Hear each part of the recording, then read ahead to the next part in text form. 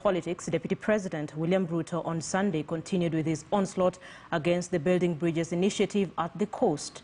Ruto saying the BBI agenda focuses on creating leadership positions for a few as opposed to tackling issues bedevilling the common mwananchi.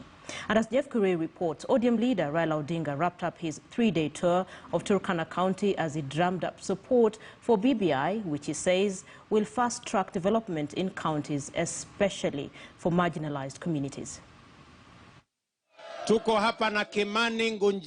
For the past 4 days, Deputy President William Ruto has been on a tour in the coastal region counties of Kwale, Kilifi and Mombasa in a campaign against BBI and his political nemesis ODM leader Raila Odinga. Tumeongea ya Prime Minister, tumeongea ya wabunge, tumeongea ya mamlaka, tumeongea ya vyeo, imetosha.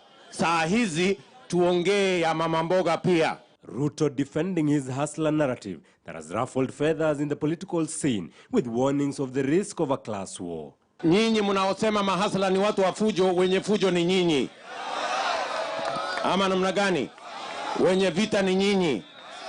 Na wanataka kununua watu wachache wafanye fujo ndio mahasla walaumiwe. As Ruto advanced his agenda at the coast, ODM leader Raila Odinga wound up his tour of Turkana County. Turkana itakwenda kupata sasa 20 billion kutoka ile 11 billion ambayo walikuwa napata. Hiyo ni maendeleo, si maendeleo?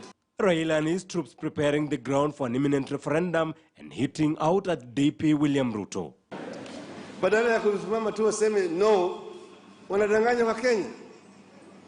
It is not possible to have a multiple question referendum with an election. It is also here in Lodwar that Turkana Governor Josephat Nanok would come to the Tangatanga side, met with his party leader. They have been members of your party, but there are problems there. Kuna shida kidogo kidogo ilifanyika, na hiyo shida hatujapata suluhisho mpaka leo. Kama ulikuwa na shida, mbona ukikuja kwa baba? Wanaenda kutangatanga huko ambayo wamechukua mali ya umma, wanatembea nao na helikopta pa.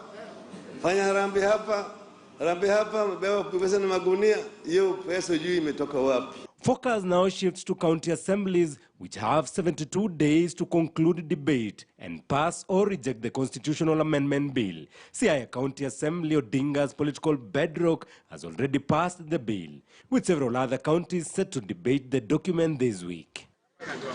In Mombasa, Governor and ODM Deputy Party Leader Ali Hassan Joe met to strategize ahead of the debate on Tuesday. So tumerudi hapa, and I'm sure our brothers in Kilifi and elsewhere, they're also meeting kuzungumza umoja so that hii jimbo la Pwani likitoka litatoka na sauti moja. 24 out of 47 counties are required to support the bill for it to pass and move to Parliament.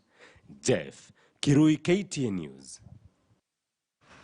Let's now turn our attention to Suna East Member of Parliament Junet Mohammed, who has apologized to persons living with disability over his remarks on Isaac Mwaura.